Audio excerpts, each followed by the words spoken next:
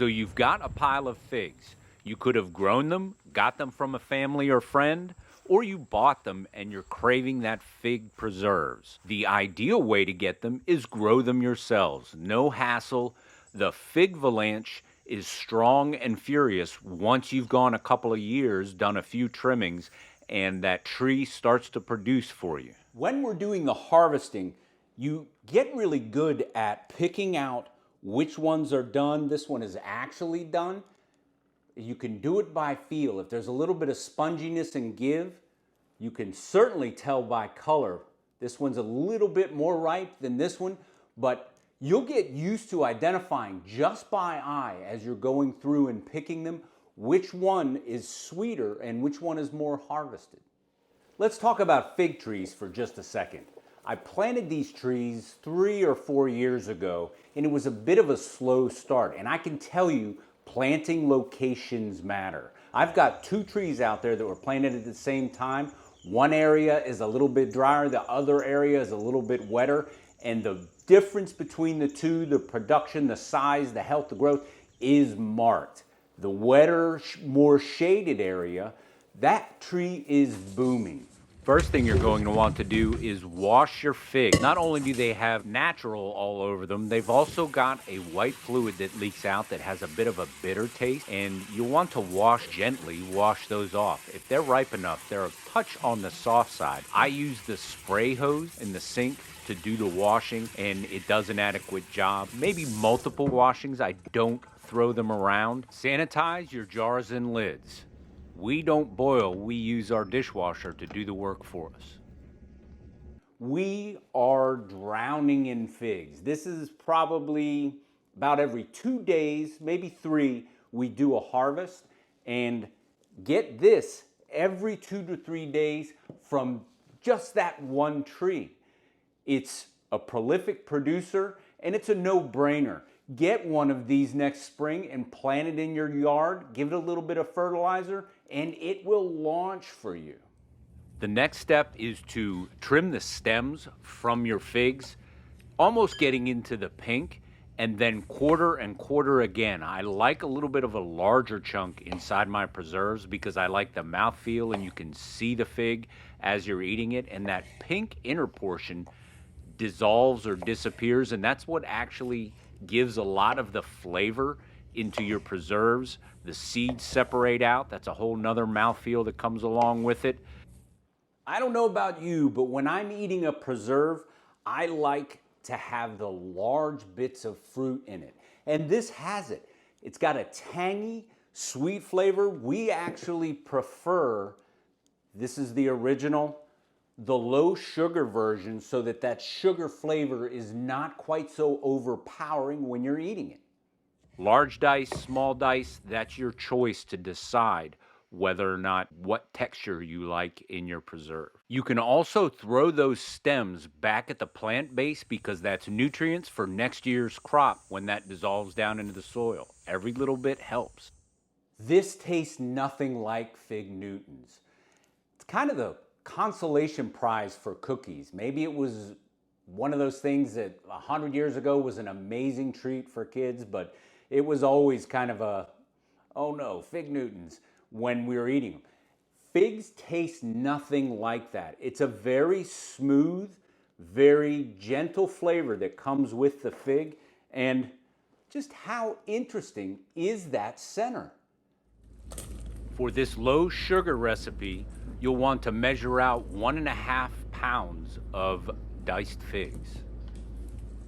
The instructions that come with the package used to come as an insert. Now, of course, it's a quick link with your phone, but it's a little bit cryptic working your way through it. If you follow this process, it takes some of the mystery out of it, some of the jumping up and down, knowing the volumes.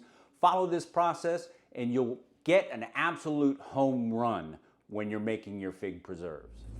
Plus minus, we like a little bit of extra fruit in ours. If you don't have a kitchen scale in your kitchen, you should get one. Much more precise measurements. A lot of the guesswork that comes with doing volume measurements goes away. Kitchen scale is worth having. Juice, 1/4 cup of lemon juice. You will taste the lemon in this. It gives it a tartness, a tanginess that adds a great deal to that mild fig flavor. I actually haven't noticed much difference between fresh lemons and using the lemon juice that you can buy in the bottle. You can go either way, and I didn't feel like cutting up another lemon, so I made up the quarter cup with the bottled juice. Being the low sugar variety, you only have to measure out 3.5 cups of sugar. From that measured 3.5 cups, you're going to segregate out a quarter cup of that sugar. Combine your lemon juice and 1 cup of water together. Go ahead and get a large hot water bath up and running. Throw a splash of vinegar in because it protects your jars from picking up minerals from the water. Overheat, combine your figs, sugar, and 1 packet of pectin, and then start the stirring process. I have had some jams, jellies, preserves that have failed to set. It's my understanding it has something to do with sugar, the rest. If you know why a preserve fails and it turns into like a syrup as opposed to a set jam or jelly, comment down below so that we can all learn why that occurs. I know this process works.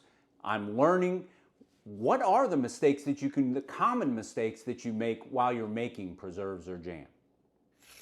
You'll want to bring this to a steady boil, which means it's boiling as you're stirring it and not stopping when you start to stir, and then add the sugar in and repeat the process again. Bring it back to a boil, and then once it's a full rolling boil, set a timer for 1 minute.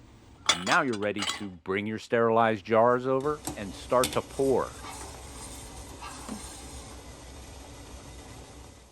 There are some tools and equipment that you can purchase for making this.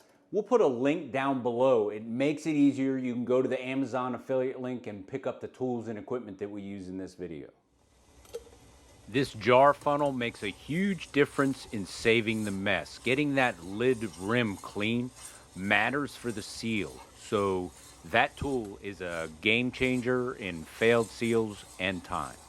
Immediately go from that 1 minute rolling boil into filling the jars. Clean and dry the rim of the jar. Screw those lids down, finger tight, then use the jar lifter to move it over to that ready to boil or slowly gently boiling water and put it 1 to 2 inches over the lids. You'll notice air expanding in the jar and popping out from under the seal. That's a good thing because when it cools down, that's actually what draws the vacuum in the jar and seals it up tight for months worth of storage. If you have busted jars, it's most likely because your lids weren't finger tight and they were too tight for that air to escape. Once you've achieved that slow rolling boil, leave it on for 10 minutes and then it's ready to just pull out and cool. Make certain you listen to the lid pop. That means the seal is happening as we speak.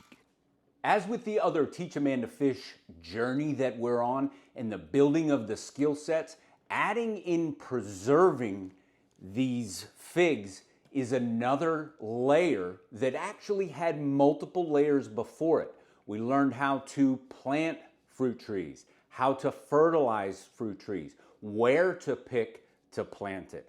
And all of these skill sets keep building one on top of the other till eventually you're working your way through all kinds of projects, ideas, chasing your dreams, and that's the whole concept behind Teach a Man to Fish.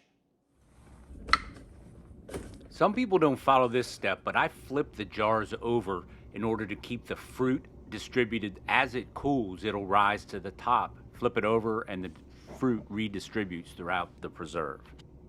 If you have any craving to see muscadine grape jelly in a future video, comment down below and subscribe, and if there's enough activity, we'll work it into the production schedule. So YouTube says that this video is perfect for your viewing habits. This is my latest upload, and over here is a playlist you might just enjoy. I hope you liked it. If you did, please click like, subscribe, share, and come on back for more.